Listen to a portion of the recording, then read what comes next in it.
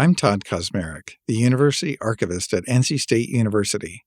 Come along with me on a historical tour of campus.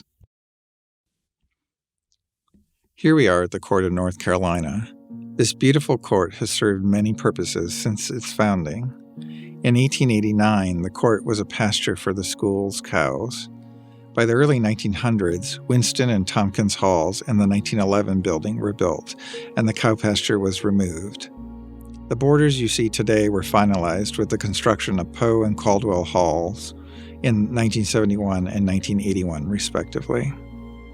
From the early 1900s until 1946, the court remained open and relatively untouched.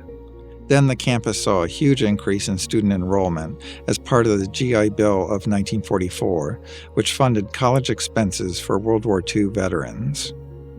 To address the lack of space available for students, the university built 5 two-story wooden army barracks and 12 Quonset huts.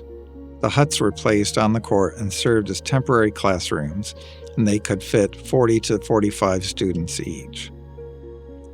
A popular legend about the space is that trees were planted in the court to represent each of North Carolina's 100 counties, but I don't think it's true. If it were, this open space would instead be a forest. In 1986, the university placed a dedication plaque at the east end of the Court of North Carolina, and later it designated the location as one of the hallowed places on campus. Currently, the court is used as an event venue and has remained a sacred space for NC State visitors and students.